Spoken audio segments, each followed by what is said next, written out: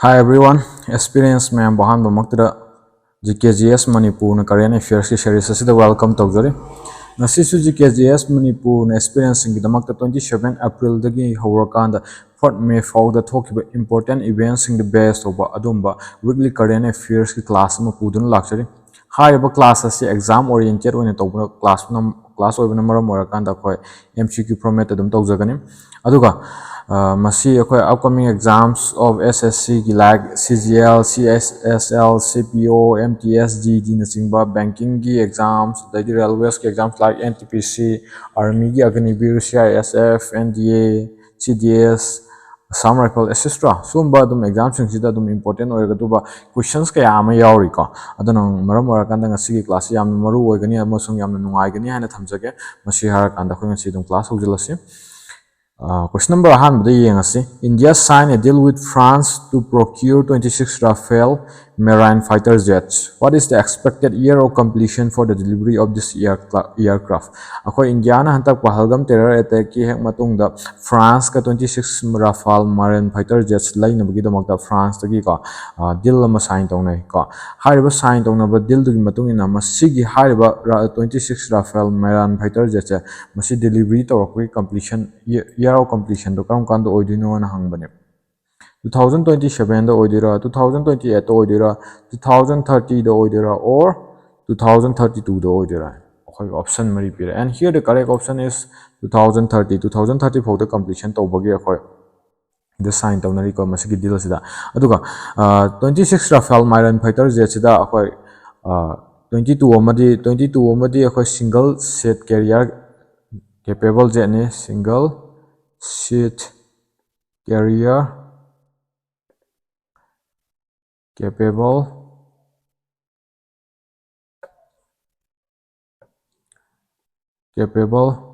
jet ni aduga mari yamana twin seater trainer jets ne sigi point sing me understand tawni ka akhoi pun taruk sigi manung da puni thoya mana single seat carrier capable jet ni aduga mari yamna twin seat trainer jets ni aduga 2030 phokta masigi delivery se complete tawnabugi completion tawbugi deals di yauri ka adumai tawdana question number 2 dong yengminar se who has been appointed as the chairperson of the estimates committee for the financial year 2025 and 2026 ka akhoi estimates committee gi chairperson oina kana bo appointed tawkimno na hangi ka an option do Om Birla ani su option do Ranjan Chowdhury home su option do Girish Balchandra and option number 4 the Sanjay Jaiswal haina akhoi option mari pire so first akhoi the estimates committee have the kari no haina have the system khang mathau type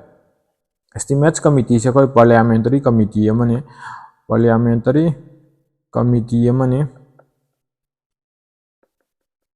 hariba parliamentary committees ki mathau se karino haiba matamda akhoi government ministries amasung departments sing da allocate tawkiba budget sai tare masi examine tawbagi hai tare examine tawnabagi for examining the budget estimates of government ministries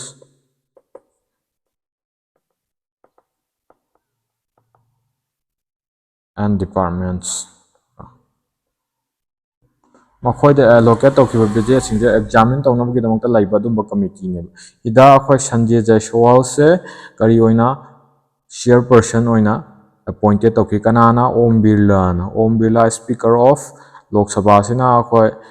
Sanjay Jaiswal makhoi BJP gi MP ni markse akhoi sigi hariba estimates committee sigi chairperson oina appointed tawki aduna maram orakanda ngasi ki question number 2 si so understand tawren lawjarage with this question number 3 damu yengminarsi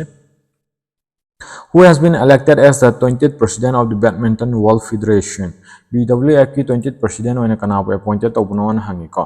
So अखोई option जब नहीं ना तो भी direct answer तो तुम चला से खुंजिंग पतमा लिस्वाट ट्रकुल से अखोई ना हंता की 20th president of the Badminton World Federation होने appointed तो remark से second woman badminton सिगी हाइबा badminton World Federation जी का नहीं शुभ woman ने president होगा अदुगा first woman ना कनानो हाइबा मतंदा Lu Sengrong China gi Lu Shenglong sina first woman aduga akhoi ni da matang se ta khangjin gadobdi badminton world federation je kadai da ma ki headquarter se kadai da laibano haibusne headquarter se akhoi Malaysia gi Kuala Lumpur haiba Kuala Lumpur haiba mafam sida leika Kuala Lumpur Malaysia Sigi point is I understand our lawyer with this question number 4 dong ministry who has recently been appointed as the National Security Advisor Board head of the National Security Advisor Board oina kanabo appointed to bono hange ka option number A Ajit Doval option number B S Jai Shankar and option number C Alok Joshi and option number D Arvind Gupta and here the correct option is option number C Alok Joshi se khoi ke doba hantak National Head of the National Security Advisory Board NSAB gi akhoi head oina appointed to krema se akhoi X hai tare ko hana previously kari orange matam da khoi ro gi nam so khang mani ro research and analysis wing gi step oiramika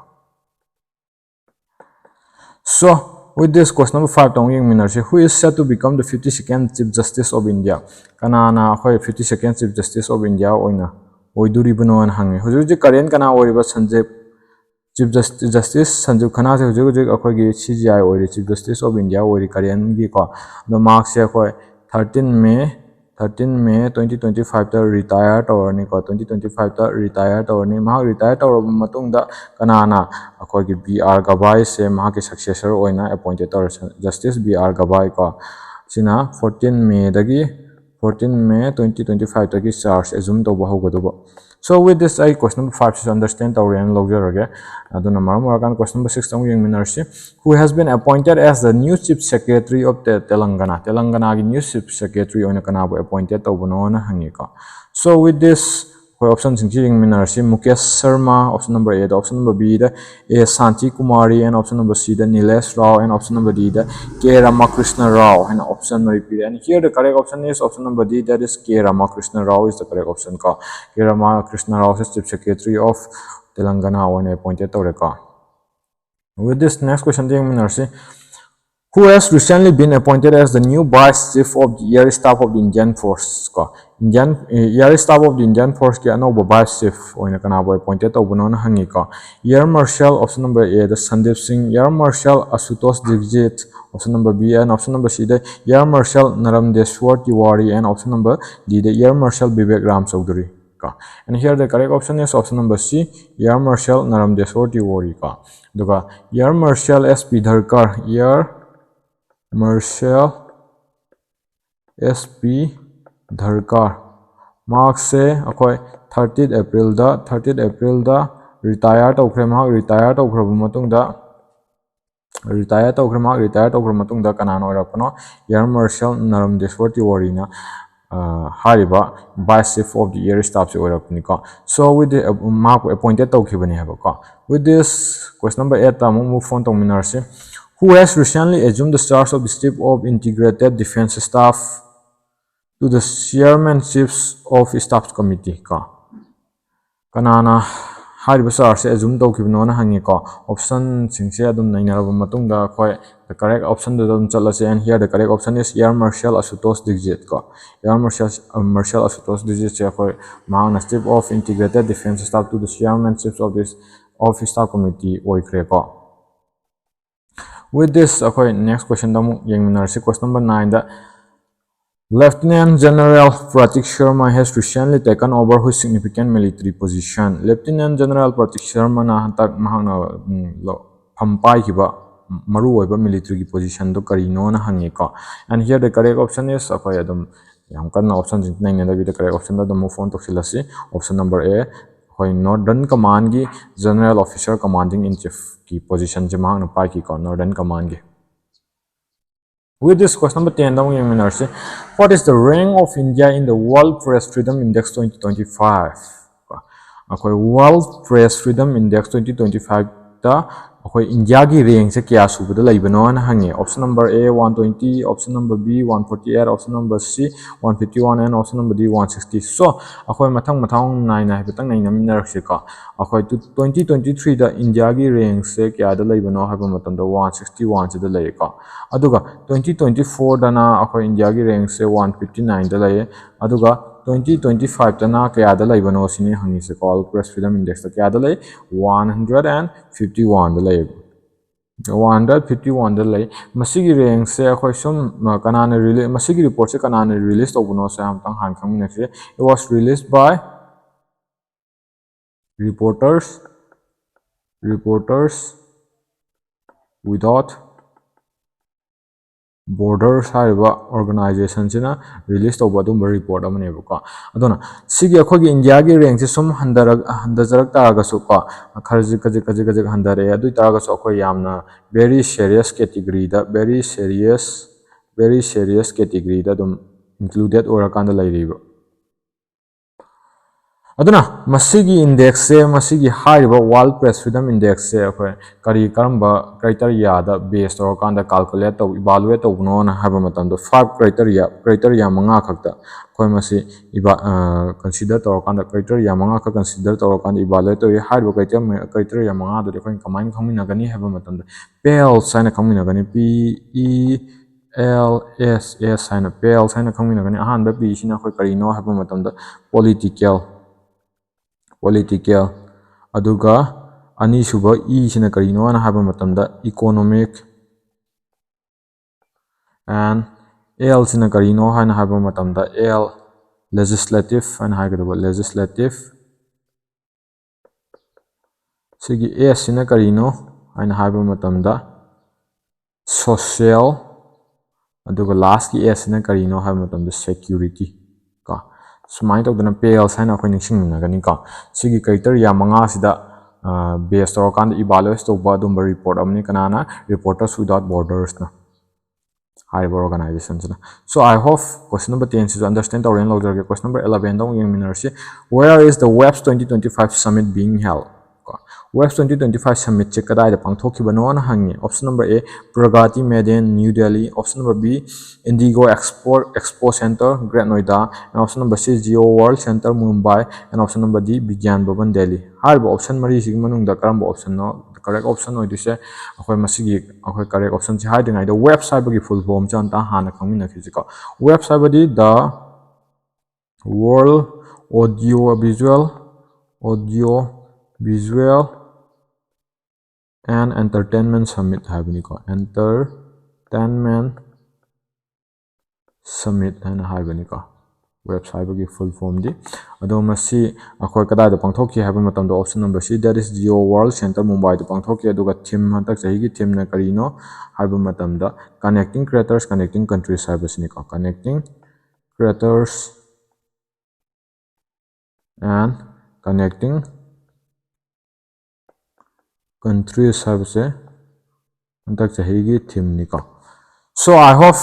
everyone have understood aduna maram orakanda question number 12 to move on towards question number 12 yengminarsi when did Maharashtra and Gujarat celebrate their foundation day Maharashtra amasung Gujarat na makogi foundation day kalam grande celebrated tobno hangyo option number A 1st May option number B 2nd May option number C 3rd May and option number D 4th May ko sign to option mari pire so hebetang ningsing minasi akhoi 1960 1st May 1960 da akhoi gi Bombay province sign lairameba Bombay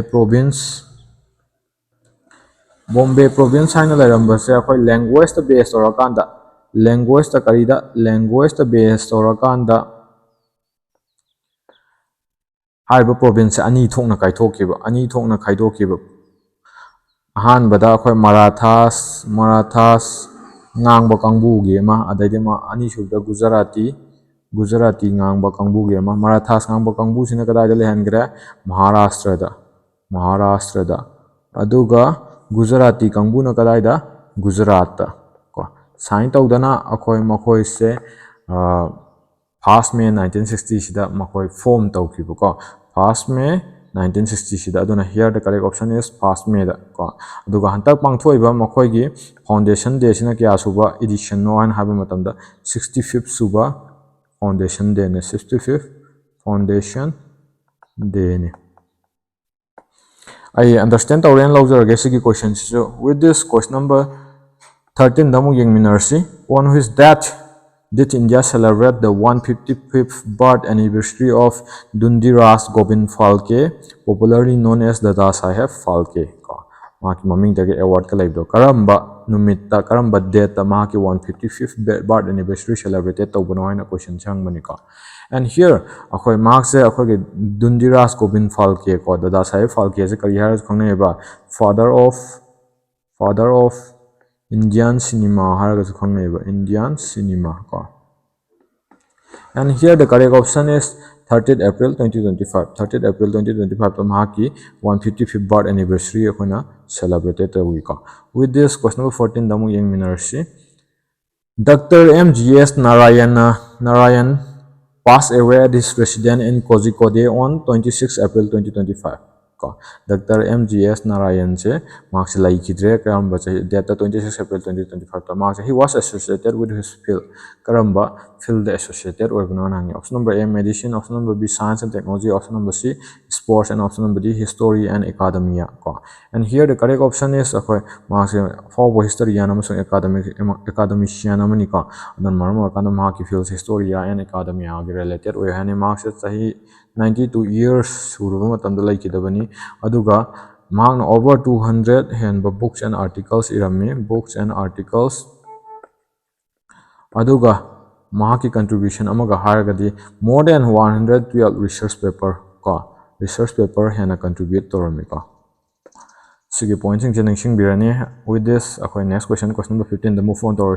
which organization recently released the World Social Report 2025. World Social Report 2025 se karamba organization released overnon hangi ko akhoi du tag the options jeng miners IMF International Monetary Fund, World Bank, option number C Niti Aayog, and option number D United Nations and high ko. So here the correct option is United Nations ko masigi high report United Nations na release toba adumba report amni aduga United Nations ki matung ina akhoi gi past 30 years da past 30 years da world sida lairiba akhoi gi poverty gi chang ji yamna ko handare en high ri masigi report sigi matung ina World Social Report 2025 ki matung ina poverty gi chang se yamna handare last 30 years da haina ko. Question number 16 damu yang minarsi according to the World Bank how many crore people in India were lifted out of the extreme poverty level in the last 10 years ko. World Bank gi matung ina ko India da lai riba people sing chide mukho gi extreme poverty gi degi last 10 years da yamna masigi chang gi degi hena kakhat pangam ki bano na hang mani ko the poverty level ai lanthok pangam ki bano na ko option ma'am pire option A B C D ko. And here World Bank gi karamba report poverty and equity report haba report sina haba ni ko poverty and equity report sigi matung ina ko India dagi 17.1 crore people se poverty dagi lifted to bangamen hariba ko lifted to bangamen.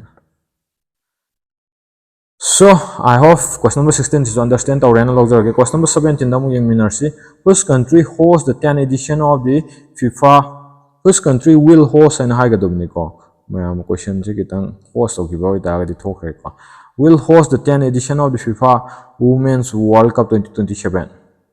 Karamba country the pangthok to no have ni ko masigi 10th edition of the FIFA Women's World Cup 2027 je ko FIFA Women's World Cup 2027. Option number Brazil, option number B the India, option number C the Australia, and option number D the New Zealand. And here the correct option is option number A Brazil the pangthokadori ko. Aduga 9 edition na kadai the pangthokibano 9 edition na kadai the pangthokibano ha ta de akhoi jointly mase akhoi Australia amasung New Zealand ani sina pampunsila kanda 9 edition di hariba ani sina jointly hosted tawki ko aduga masigi 9 edition of the FIFA Women's World Cup 2027 se da Spain na England bu mai thiba pira kanda Spain na England bu mai thiba pira kanda mo koina World Cup se lobangam ki ko. So I hope question number 17 to understand our log. Question number 18 daw yung minarsi who became the first Indian woman to successfully swim across the North Channel for lala kanda ko iruira kanda satkiba ihan ba dong first Indian woman do kanano na hangi ko akhoi option chingki yang minarsi Bulla Chaudhuri, option number B Shivani Parmar, option number C Sayani Das, and option number D Rimi Tomi and akhoi option mari pire. And here the correct option is option number C Sayani Das. Sayani Das na masigi 38 km sangba ko North Channel se 38 km sangba North Channel se 13 hours ko 13 hours and 22 minutes sangduna masida iroirakanda ko akhoi masigi north channel se swim tawkiba aurokanda swim tawkiba adomba first Indian woman oire sigi question si I understand tawrena lawjarage question number 19 daw yengminarsi who won the mixed doubles titles of the WTT contender Tunis 2025 masi have the world table tennis ki championship amakhangni ko sigi mixed double title se kanana lawkibano na hangi ko akhoi masi kadai da pangthoki haba matam da Tunisia harba mafam sida Tunisia harba mafam sida pangthokibani ko WTT contender se aduga and here ma ke prize money na kya no haba matam da 1 lakh USD ni ko 1 lakh US dollar hai tare ko sina prize money ne and here ma mixed double title the winner se kana no have matam Manusa and Dia Chitale option number C is the correct option ko Manusa and Dia Chitale with this question number 20 the young minors which country topped the medal tally of the second Asian Yogasana Sport Championship 2025 second Asian Yogasana Sport Championship 2025 the karamba country in medal tally the top oikibno an hange ko top oikibno an hange and option number A Japan option number B USA option number C China and option number D India ko and here the correct option is Indiana top taki ko Indiana top taki option number D is the correct option aduga hariba second Asia Yogasana Championship 2025 se kadai da pangthokibano an hang tar de khoi New Delhi gi Indira Gandhi Sports Complex to pangthokiba adumba championship amani ka Sports Complex to pangthokiba adumba championship amani New Delhi aduga Indiana medal kya phangakanda Indiana total 87 medals ko 87 medals with 33 sigi 87 medals da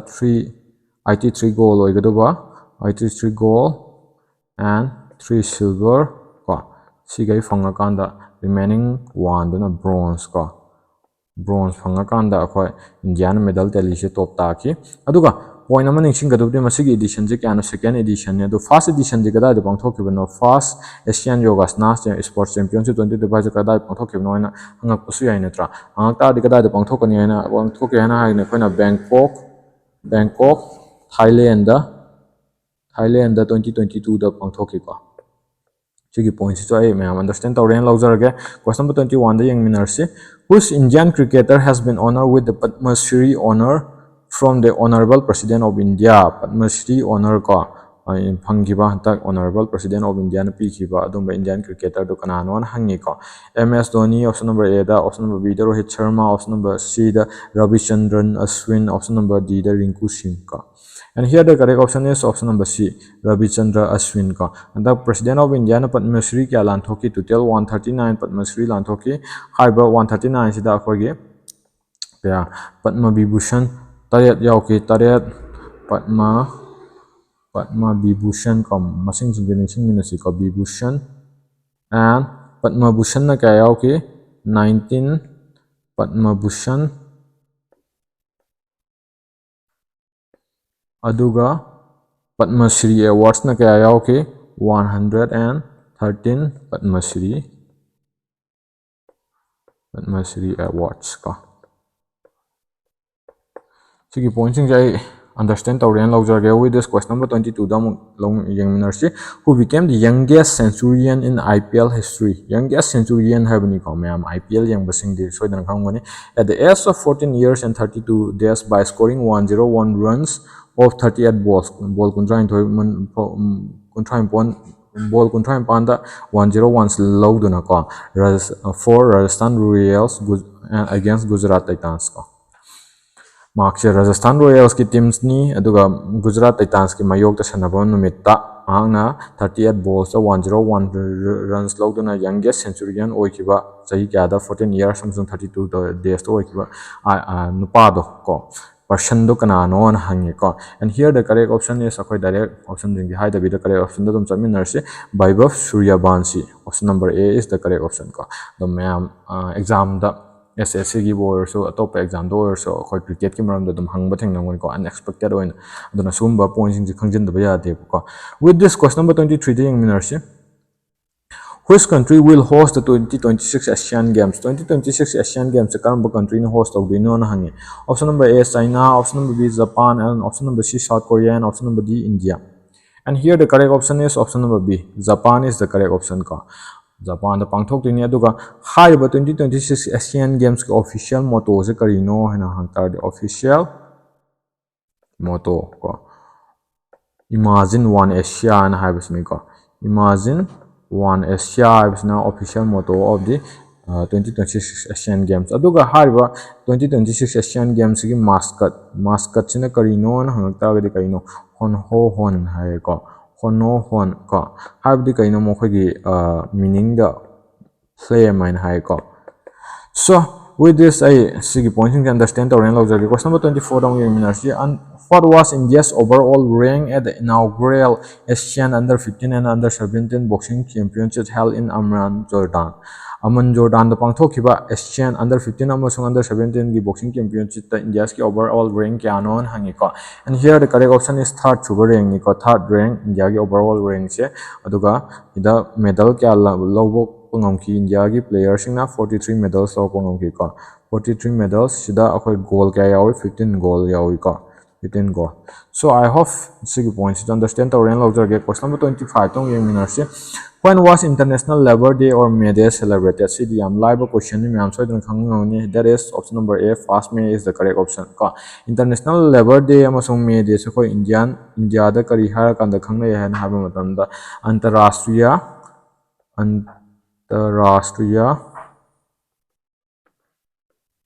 Shramik Divas har kan da celebrated toiko Antarashtriya Shramik Divas haina celebrated toiko India da. Sigi points is I am nixing biro with this question number 26 tong yang minarsi. When was World Tuna Day 2025 celebrated? World Tuna Day 2025 karam kan celebrated to na karam kan pangthok pano na hangi. And here the correct option is 2nd May is the correct option ka. World Tuna Day se kai dobogi akhoi annually chahi kuding May 2nd sida pangthoi no May 2 sida pangthoi no hab matam da akhoi tuna gi global food security da akhoi global food security adai akhoi economic development amasung marine biodiversity yamaru oina akhoi marine biodiversity da diversity sida tuna gi importance se tuna gi maru oibase masigi awareness mioi bida people sing da khangan da bagi damak celebrated to wadu ma day ni world tuna day ko dum masi state ki exam ate exam do sudum hang bani ko sumaina akhoi important day sing se aduna nixing biro with this question number 27 dong yang minarsi when was World Press Freedom Day 2025 observed ko karam kanda akhoi World Press Freedom Day 2025 so observe to gunon hangi ko and here akhoi option sing ge pire option A B C D 1st May 2nd May 3rd May and 4th May hana pire ko the correct option is 3rd May da akhoi World Press Freedom Day se ko celebrated to aduga theme na hantak chahi gi theme na kari no na haba matam da important oba theme ni reporting in the brave new world have say reporting in the brave new world have hantak chahi gi theme ka. With this question number 28 move on to minarsi question number 28 when was World Day for Safety and Health at Work 2025 celebrated ka World Day for Safety amasung Health at Work se kam kan celebrated to bunon hangi and here the correct option is 28 April the celebrated to ka aduga theme na karino na haba matam da akhoi gi revolutionizing health and safety habasni revolutionizing health and safety have say that higi theme ni ka. With this next question dong yang minarsi on the occasion of the World Malaria Day 2025 the Indian government reaffirmed its commitment to eliminate malaria by which target year ka Indian government na malaria se sahi kya pok manung da totally India haiba lebak sidagi eliminate obagi target thambano na hangi ko target thambano na hangi World Malaria Day nimita hoi World Malaria Day se kam kan pangthok no na hapetang nixing na si World Malaria Day se hoi every year akoi 25th April da pangthoi hantak chahi gi su 2025 gi su 25th April da pangthoi aduga hariba theme of 2025 na karino haina haba matam da theme of 2025 na malaria ends with us haba ni ka with us reinvest reimagine and reignite haigaduba reinvest reimagine and reignite theme of 2025 ni aduga akhoi India government masig malaria se akhoi 2030 fawta loina eliminate tawna bagi pandam thamli. With this question number 30 dong yang minarsi, what is the theme for the World Veterinary Day 2025? World Veterinary Day 2025 ke theme kari no. Option me amam pire, and here the correct option is petang correct option je hai dengai the World Veterinary Day se kam kan celebrate to bunon hai chika. Every year last Saturday of April the pangthoi World Veterinary Day se do handak chahi gi oina 26 April da thok ta kre last Saturday se ka adumain tawdana handak chahi gi theme je kari no. Option number A, animal health tax team sa habisni. Option number A is the correct option here. With this question number 31 the nurse, who is the author of the book Ramanujan Journey of a Great Mathematician? Ka ma ki hariba lairisi gi author se kana no na hangi ka Ramanujan Journey of a Great Mathematician. Option mayam pire Arun Singhal and Divendra Kumar Sharma mayam so option choose to biro aduga aina choose to manabri yang minarsi Mahesh Bhatia and Subhajit Sharma. Option number C the Ganesh Mahatre and Lokesh Segal, and option number D the Arnav Lokhande and Rohit Khayalia and higher. And here the correct option is option number A is the correct option ka. With this question number 32 the yang minarsi, who is the author of the recently typing mistake khara laire ko mayam si je da dakan ge toro kan laire me adu ta so yeng minar se who is the author of the recently released novel The Kashmir Soul hariba novel recently released open novel se masigi author ai basi kanano na hangi ko. And here the correct option is option number B, Rosie Thomas is the correct option ka. Rosie Thomas is the correct option mayam so idana khangbi ramani ka. With this next question the yeng minar se who has been elected as Canada's next Prime Minister? Canada's next Prime Minister oina international news like ho. Canada's next Prime Minister oina Canada appointed to keep on hanging ko. Option number A, Mark Carney, and option number B, Justin Trudeau, and option number C, Stephen Polos, and option number D, Andrew Scheer. And option repeat. And here the correct option is option number A, Mark Carney is the correct option ko. Mark se hana kainogi akhoi Bank of England amasung Bank of Canada ki governor so erame governor of Bank of Canada and Bank of England the governor so erame, and he was appointed as Canada's next Prime Minister. With this next question damu yang minar se whose state or UT's launches Ayushman Be Bandhana scheme? Ayushman Be Bandhana scheme se karamba state natraga karamba UT na launch okibro no haina hangi ka. Option number A, Madhya Pradesh, option number B, Delhi, option number C, Uttar Pradesh, and option number D, Gujarat. So akhoi correct option haiding aida masigi Ayushman Be Bandhana scheme hai kari no kamai ta scheme no haina haibasu mutang khangmina se marks insurance scheme makhalam health insurance scheme makhalam ni masigi scheme sigi makhada health insurance cover hai tare lupa health insurance cover of health insurance cover of rupees 10 lakh lupa lakh tara fawbogi health insurance cover pi ge doriba masi scheme sigi makhada adu kana na phangba yapano haiba matamda akhoi citizens Delhi da laiba 70 years ka Delhi gi citizens 70 years and above ki kangbu da hai tare ko masigi health insurance scheme se pi ge domni adu itardi here the correct option is aina sponjagra Delhi ko Delhi gi government na launch to badum scheme omne Ayushman Be Bandhana scheme. So next question the minar se which institution launched the Prabha portal se kam institution launched to bonon hangi. Option number A, RBI Reserve Bank of India, SEBI, ISRO, Niti Aayog haina option mari pi re ka. And here a maram da correct option do RBI ko Reserve Bank of India na launch to badum portal amani Prabha portal ko kari gi damak no ha matam da Reserve Bank of India gi thabak torko matam da transparent oina tawna gi damak to mo sum khoi approve to ki process mayam do akhoi fajana regulatory oina thamna gi damak ta dumba adu gi damak ta launch to ki ba dumba portal amani Prabha portal mayam understand to ren logzer ge. With this question number 36 tamu yang minar se what is the name of the mobile application launched for digital based data collection in the fifth marine fisheries census. Fifth marine fisheries census ta digital data based data collection ki damakta launch tawkiba adumba mobile application do madugi maming kari kawbano na hange fish track option number A, option number B oceanaf, option number C zaldut, and option number D biasnaf and akhoi option mari pire. And here the correct option is biasnaf ko D is the correct option. Masi kam kanda launch tawkibano ha matamda akhoi 2025 ki coastal state fisheries meets ko state fisheries meet kadai da pangthokiba Mumbai da pangthokiba masida launch tawkibani aduda akhoina matang sida khangin ba yaba point ki akhoi Union Minister of Fisheries and Animal Husbandry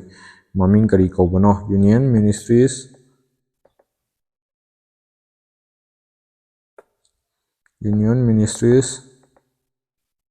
of Fisheries and Animal Husbandry kanano Rajiv Ranjan Singh natra Rajiv Ranjan Singh sisu ai ma'am ningsing birani na khanjai. With this next question the question number 37 da mu yengminarsi. Which Indian state has become the first to implement an AI-based real-time alert system for forest management? Forest management ki damakta karamba Indian state na ihan hanba AI-based real-time alert system sinaba adumba state oirabano an hangi. Option number A Assam, option number B Madhya Pradesh, and option number C Odisha, and option number D Kerala. And here the correct option is option number B Madhya Pradesh is the correct option ko. Madhya Pradesh ta kari ki damakta no have matamda akhoi forest ta akhoi reserve forest or in forest land areas da land encroachment or detect on to detect land encroachment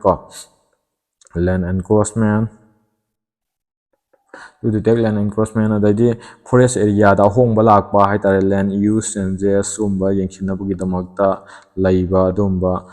AI based real time alert system masina duni ko adadi forest ki sang handarakpa forest degradation oirakpa sumbagi su sumba singji yengsinabagi damakta sigumba point singji yengsinabagi damakta shemba adumba AI system amani ko. With this question number 38 amu yengminarsi ayamna point phajaba question amala ay. Which company recently launched the first operational satellites for its project Kuiper broadband internet initiative ko karamba company na launch tawbuno hana hangi masigi project Kuiper broadband internet initiative se ko SpaceX, Amazon, OneWeb, Google and option mari pire. And here the correct option is Amazon na akhoi SpaceX ki magi broadband se kado challenge to boy na hariba se launch tawbani Kuiper project Kuiper broadband internet initiative se ko karamba that launch tawkiba date na April 18 da April 28 launch tawkibani ko aduga satellite kya launch tawkibano numbers of satellite na kya no hana habu matamda numbers of satellite na kuntare ani ko 27 satellites launch tawkini mokhoi pulafna low earth orbit da hoje form mokhoi na pandam thamli bache 3236 satellites launch tawbagi pandam thamli ko. So with this question number 38 is to understand the rain log. Question number 39 on April 30, 2025, the central government announced the inclusion of which new category in the upcoming population census. Population census 2011 the pangthok kibde huji phok corona la kibde ni khangge any reason ama pira kan se phobang thok tri ko adubu ata government na akhoi kedo to ba population upcoming population census ama pangthok na bugida bakta announce to matamda karamba no ba category the base ro kanda ko karamba category the base ro kanda hariba census to pangthok adu no hana hai ko. And here akhoi caste the base ro kanda masigi census se pangthok ani hana announce to khamni ko aduna option number A caste data is the correct option here ko. With this question number 40 the young minors which Indian city has become the first to issue a certified green municipal bond ko karamba Indian city ne ihan hanba city oirabage kaidoba karamba city akhoi green municipal bond certified toba ko adom city issue toba hai tare ko green municipal bond issue to adom Indian city to karamba no na hange Mumbai, Pune, Ghaziabad, Surat and option mari pire ko. And here the correct option is Ghaziabad. Ghaziabad issue to kiba dum bon amne masigi bon sigi kari gi karamba scheme bi makha da la ko no ha maton Swachh Bharat Mission Urban scheme gi ha tare ko Swachh Bharat Mission Urban Scheme sigi makhada lakpa adum scheme amne sida akhoi labna 150 crore suji phoki na rupees 150 crore raise to bangam me ko raise to re aduga hariba singje kari da sina gadu no have matam da like akhoi gi projects like renewable energy amasung pollution control ga to sina gadu ba adum ba bond scheme makalam ni ko renewable energy pollution control natra. So question number 40 is I understand the original observer. Question number 41 the young minarsi. Which Indian state is hosting the 28th National Conference on E-Governance ko NCEZ ko masigi 28th shuba edition je kamba Indian state na host tawkibano na hai ko option mari pire Maharashtra, Rajasthan, Gujarat and Andhra Pradesh, and here the correct option is Andhra Pradesh ko. Andhra Pradesh is the correct option. Andhra Pradesh ki kadai da Visakhapatnam the pangthokiba ko Visakhapatnam 9 to 10 June the pangthokadribni ko 9 to 10 June the pangthokadriba adumba conference amani 28th national conference ko she will be hosting hagani hen phajagani ko mayam marakta akhoi typing mistake ke la ko question sing da chigi da makta mayam na ngakpi gani marakta ngang ba soib da yaw ko ngang ba sakpu matam da soib yaw kharso ka ado hantak sigi hariba National Conference on E-Governance sigi theme je kari no ha matam da Viksit Bharat Yamaru ko civil service and digital transformation ha base civil service and digital transformation ha base hantak sahi gi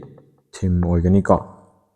So I hope question number 41 so understand the original logic. Question number 42 down young miners which sport has been designated as the India's first dedicated deep water container transshipment hub. India's ki han bo oina deep water container transshipment hub oina designated to kiba dum port to karamba port no one hangi. Option number A Jawaharlal Nehru Port, and option number B Mundra Port, and option number C Vizhinjam International Seaport, and option number D Innor Port haina option mari pire, and here the correct option is option number C Vizhinjam Port sini ko Vizhinjam International Port ko kadai da laiba no have matam da Thiruvananthapuram Kerala da lai ko Thiruvananthapuram Kerala da laiba dumba seaport amani ko international seaport amani ka. So I hope question number 42 sisu yaren logjarage. Question number 43 dang yang minarsin which organization recently released the Enhancing MSME's Competitiveness in India's report ko haiba report se kamba organization release toro kuno nangi RBI, Reserve Bank of India, SBI, State Bank of India, Niti Aayog or Ministry of MSME haiba organization mari sidai kamba oidino, and here the correct option is Niti Aayog. Niti Aayog na release toro ko adumba report amani ka aduga hive se karamba organization ga collaborate toro kanda release toro ko report no have matam de in collaboration with karamba organization ga in collaboration with the Institute of Competitiveness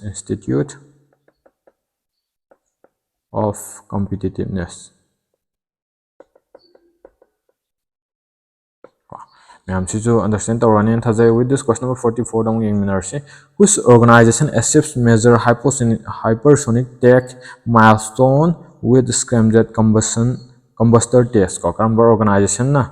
achieve to kibino na hangi haiba measure hypersonic tech milestone with scramjet combustor test da ko khoi yang si DRDO ISRO NASA ICSA na khoi option mari pire, and here the correct option is option number A DRDO Defense Research and Development Organization and haibni ko haiba kano sida masigi combustor test sida over 1000 seconds and test obada mai chala kanda combustor kanda test obada masigi test se DRDO na tobu matanda successfully mai pang na tobu ngamkhre ko aduna akhoi gi India su kaidoba sigi hypersonic oiba technology gi manung chanba ngamkhre hai tare hypersonic technology laiba adumba nation amagi manung chanba ngamkhre hai tare ko aduna question number 45 44 so understand tawren lawjarge question number 45 tamu yingminarsi who was recently awarded the prestigious companion of the order of Fiji ka prestigious oba akoigi Fiji gi Fiji gi highest civilian award hai tare ko chi Canada awarded tawkibano na hangi companion of the order of Fiji se. And here option P re Narendra Modi, Amit Shah, S. Jaishankar, and Madhusudan Sai. And option Mari P. And here the correct option is option number D, Madhusudan Sai. And marks the Kari Kadai the Gino Hamaton the Karnataka the Guinea, Karnataka the Guinea. Aduga Mahaki culture Mahana Sigi hide with fields into the culture, technology, and the social service. Social service hide with fields into the Achobo contribution contribution market contribution sigi maram or contribution sina maram or kanda PG na khangbira kanda harba the country sigi highest civilian award se mangwan the pirakni ka. So with this question number 46 tamu yung minersi which party led by Kamla Persad Bisesar won the 2025 general election in Trinidad and Tobago, defeating the ruling People's National Movement (PNM) se defeated Torakanda Karamba Kamla Persad Bisesar gi makhada laiba Karamba party na makhoi election se mai pakibano na hangi Trinidad amasung Tobago gi Trinidad and Tobago habse akhoi Caribbean da laiba adumba twin island ko twin island ni ka idalaire aduga Maki party na here the correct option is option number A, United National Congress Party gini ka United National Congress Party aduga sina maram orakanda sida mai pakus na maram orakanda Kamla Persad Bisesar sina makoi gi Trinidad and Tobago gi next PM oiduni ka Prime Minister oiduni. So I hope question number 14 you understand tawren lawjarage with this next question layamde ma'am aduna maram orakanda masigi ekhoi weekly current affairs 27 daina 4 May foki 27 April daina 4 May foki current affairs classes se matang size losinjare aduga PDF amusung important updates adaidi daily quizzes ki damakta ai gi telegram channel sida scan tawkan join to biro or I description da link choidan hapcharange WhatsApp private now base WhatsApp channel WhatsApp group hangona thamjari aduga mamang da su current affairs ki video ma'am amma su thagat chakre aduga atopa topic wise oiba akogi video class ma'am amma su tori adu singju yengbi yamna kana gane na khanjai aduga point amana aigi channel asidagi aina thagachariba video asidagi mayamda kanaba khajitang oisu phangbi ena khanbi taragadi like share amsu subscribe tobu kaubigano hana ningsingjari masi harakanda mayamba mohana thagat phangdoksari. Thank you ma'am.